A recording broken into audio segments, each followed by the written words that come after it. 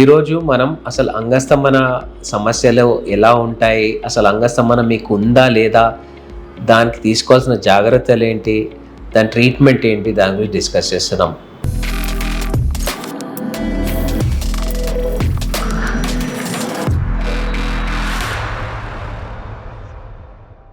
Hello everyone, I'm Dr. Ashish Reddy, consultant microsurgical andrologist from Hyderabad. మొదటిగా అంగస్తంభన సమస్య అనేది very కామన్గా చూస్తుంటాం. ఇది ఏ ఏజ్ గ్రూప్లోనే రావచ్చు, యంగ్స్టర్స్ నుంచి మనకి 70-80 ఇయర్స్ లోపల ఎప్పుడైనా ఈ సమస్య రావచ్చు. ఈ సమస్య వచ్చింది అంటే అదేదో మీ ఒక్కరికే వచ్చిందని కాదు, ఇది వెరీ కామన్. ప్రతి ఒక్క మనిషి, ప్రతి ఒక్క మేల్ ఈ ప్రాబ్లం నుంచి ఖచ్చితంగా ఏదో ఒకసారి వచ్చే ఉంటుంది. మనమందరం ఆ సీన్ని క్రాస్ అయి ఉంటాం కాబట్టి మీరు భయపడాల్సిన అవసరం లేదు. అసలు అంగస్తంభన ఉందా లేదా ఫస్ట్ మనం డయాగ్నోస్ చేసుకోవాలి.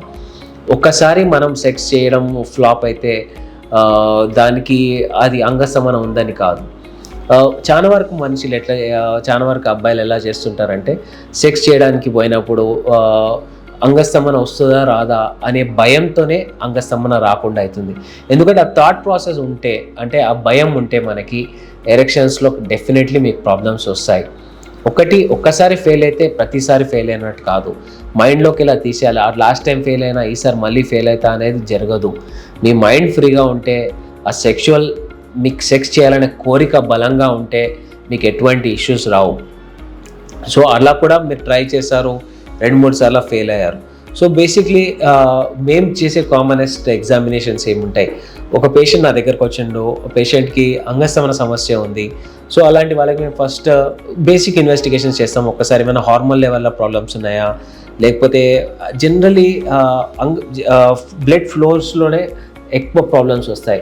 ఎప్పుడైనా అంగం లోపలికి ఫ్లో సరిగా రాకపోతే అంగం ఇలా సాఫ్ట్గా ఉంటుంది, ఎట్లా అంటే అలా బెండ్ అయిపోతుంది. కానీ అంగంలో ఫ్లో బాగున్నప్పుడే అంగం గట్టిగా ఉంటుంది, ఇది బెండ్ అవ్వదు, చాలా టైట్గా ఉంటుంది. సో ఇలా పెనిస్ ఇలా ఉంటే సెక్స్ చేయడానికి ఎటువంటి సమస్యలు రావు. ఇలా సాఫ్ట్ పెనిస్ ఉంటే ఇన్సర్షన్ అంటే లోపలికి యోనిలోకి పోవడం చాలా కష్టమైపోతుంది, ఎందుకంటే సెక్స్ చేద్దాం అనుకున్నప్పుడు అంగం బెండ్ అయిపోతుంది. సో ఇలాంటి కేసెస్ ఉన్నప్పుడు వీళ్ళకి ఏం చేస్తామంటే ఒక స్కానింగ్ చేసి చూస్తాం, ఈ ఫ్లో ఎందుకు తగ్గింది, ఈ ఫ్లో తగ్గితే ఎంత తగ్గింది అనేది మెజర్ చేయడానికి స్కానింగ్ చేసి చూస్తాం. సో స్కానింగ్లో 2 వెలాసిటీస్ ఉంటాయి, పీక్ సిస్టాలిక్ వెలాసిటీస్ అని, ఎండ్ డయాస్టాలిక్ వెలాసిటీస్ అని. ఇది 2 మెజర్ చేసిన తర్వాత దాన్ని బట్టి మా ట్రీట్మెంట్ ఉంటుంది. సో కామన్గా మేము యూజ్ చేసే మెడికేషన్స్ ఏంటి, సో నా వరకు నాకు అన్నిటికంటే సేఫెస్ట్ అనిపించే మెడికేషన్స్ టడలాఫిల్ అంటాం. సో ఈ టడలాఫిల్ అనేది చాలా సేఫ్ మెడికేషన్స్. బేసిక్లీ ఎవరు స్టార్ట్ చేసినా కానీ ఏ డాక్టర్ స్టార్ట్ చేసినా మీకు ఒక 5 mg టడలాఫిల్తో స్టార్ట్ చేస్తారు. కానీ ఒకటి మనం మైండ్లో పెట్టుకోవాలి ఏంటంటే, ఈ టడలాఫిల్ వేసుకోగానే మీరు ఎరెక్షన్స్ వస్తాయని జరగదు. ఇది ఒక స్లో ప్రాసెస్. ఒక 5 mg ఈరోజు స్టార్ట్ చేస్తే కంటిన్యూస్ ఒక 3 months వరకు వాడితే మంచి రిజల్ట్స్ ఉంటాయి. అదే మీరు సెక్స్ చేయాలనుకున్నప్పుడు ఇంకొక మెడికేషన్స్ యాడ్ చేస్తాం మీ ప్రాబ్లమ్స్ని చూసి.